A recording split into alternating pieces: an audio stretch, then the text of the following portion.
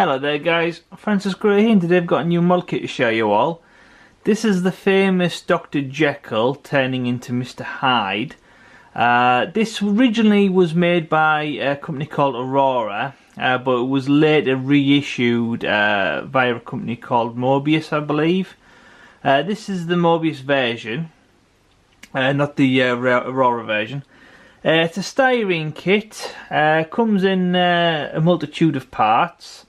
Mainly for features the main doctor himself, the base, tipped over stool, a rat, a nameplate, the table, and then all the accessory scientific equipment on the table. So it comes in quite a few different parts. It's 8.5 inches tall by roughly 6 inches wide. Is a lovely kit, pretty rare to get now. The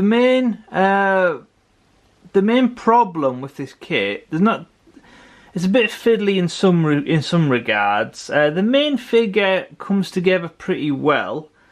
The only problem I found was the lab coat. Now you're supposed to basically build up the main figure, attach this back part here, paint it up, and then attach these front parts separate. Because if you make this first and then put it on and glue it in place and then grey prime, you can't get into the details of the shirt and the trousers and the belt buckle. So I'd highly recommend building the main body first, and then build the lab coat separate. Now the problem with this, it's easier paint wise, but unfortunately if you glue the lab coat on top of the body and then you go to add the head won't fit in place because of this back collar. So what I ended up doing was I built up the main body first, then I built up the lab coat separate, and then after I finished painting the head, I basically had to balance the three. So I'd the main figure would be glued in place, then I would get the body lab coat, and then put it over, but not glue it in place yet. Then fit the head in, or put some glue in where the head will be, then put the head in, let that harden, and then a couple of hours after that had set, then lift the lab coat up as much as it'll go, and then basically put some contact hobby glue cement in the shoulders, in the corners, let that dry. And then I tried to glue up from underneath some of these back parts here. So it's nice and solid now, but it is very tricky. So I would recommend leaving this kit if you're not really versatile in styrene model kit building. Obviously, it is a fun kit to build, but it is a bit tricky. So I'd suggest maybe starting with one of the other kits, like the Frankenstein kit, or maybe the Wolfman, etc. So yeah, so getting back to this, that was more or less how I built the Good Doctor. Quite a lot of people, I was surprised by this actually, quite a lot of people contacted me after I uploaded photos of this, and they said that they've had this kit like 30-40 years in the collection, and they've never once realised that this arm and hand is hairier than what this arm and hand is. So that's basically to represent Mr Hyde taking over the doctor's body. So this hand represents like Dr Jekyll basically reacting to the potion, gagging on it, trying to basically stop himself from doing it. But Mr Hyde has took over the hand controlling the potion, so he's obviously pouring more. So yeah, so it's a nice little fun detail in there, but quite a lot of people didn't realise that at the time, and they just rather painted it up flesh, or if they did add hairs. They put hairs on both arms. So yeah, so the main head of the Doctor, he's quite hairy. Same again, some people make him look more like he's Mr Hyde taken over. And then this part here, they leave more flesh. So it's a bit like Harvey Two-Face. This side's more took over with Mr Hyde, and this side's a little bit more fleshy. I didn't really want to do that, because for me personally, I feel like it knocks it a little bit off balance. So what I decided to do was I basically made the Doctor have a beard. So that to me says that he's a man lost into his work, and he's let himself go a little bit, and then obviously Mr Hyde is starting to transform and take over the side of the body. So like this side is a little bit darker than what this side is. So it's a little yin-yangy kind of aspect to it. So yeah, so the main figure, quite fiddly. Unfortunately, you got these seam lines here. Now you could sand them down, which, well, these have been sanded down, but you could like putty over it with Aves epoxy. But the problem with that is you probably see this big, you know, yeah, you could sand that down as well, but it just seemed easier just to make it look like a connection in the coat itself. Maybe, I don't know. You can only see it if you go looking. The base, I basically built that up with a dark brown, then dry brushed a lighter brown, then I went over with a mushroom grey to highlight all the individual floorboards. Went over with a medium brown wash, then went over with a black wash and rubbed off the excess, so it highlighted all the little grooves in the floorboards. And then once dry, I basically just went over and painted the little nails on the floorboards. I did more or less the same thing with the table and the chair, but I used a different source brown. So instead of it being like a sandy, worn down brown, it looked a bit darker. So I just got across that it was a different wood type. Same again, say like mushroom grey, dry brushing to highlight all like little scratches and leftover and stuff. When I first built the kit, all these parts, obviously brand new, like styrene plastic. Very smooth, very shiny, didn't look like wood grain at all. So basically I went through it all with a nail file and scuffed it up and added scratch marks, and basically once you grey prime it, it mimics wood a lot better, and also it helps hold the paint job as well. Paint applies to it much nicer than just like silky smooth. The rat, that's just two parts glued together.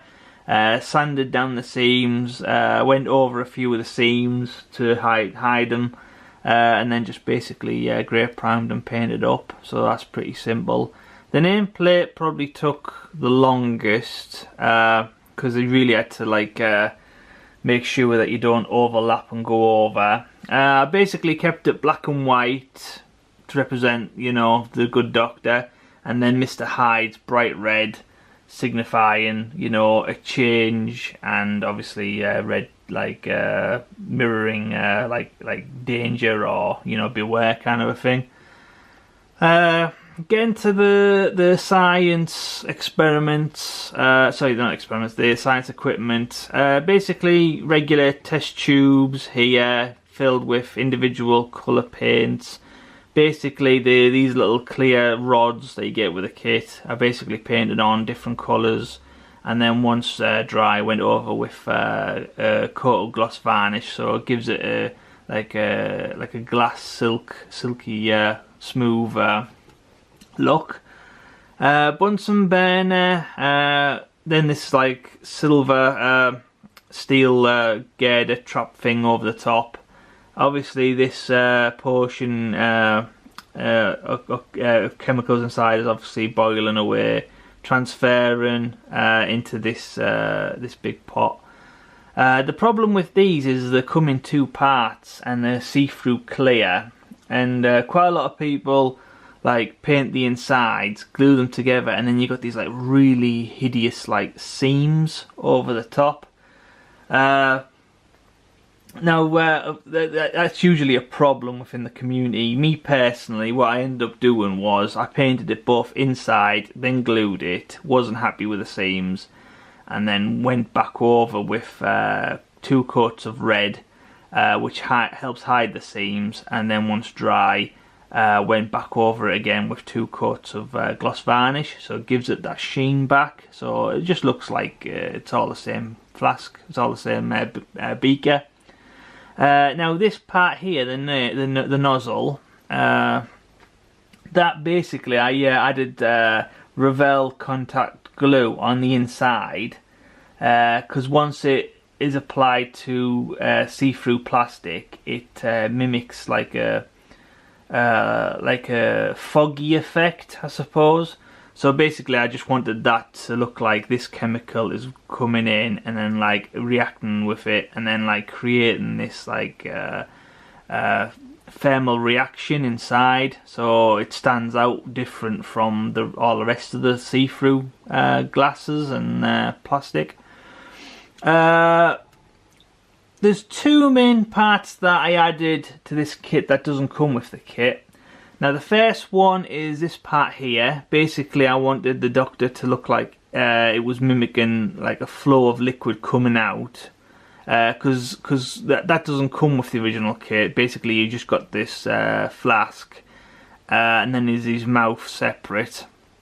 There's a gap, so basically I just added this little neon type plastic rod that I just basically put into a vice and then heated up with a heat gun, and then basically just slowly bent it in place and then trimmed it down, fitted in perfect, glued it in place, and then it mimics like a green liquid coming out the flask there.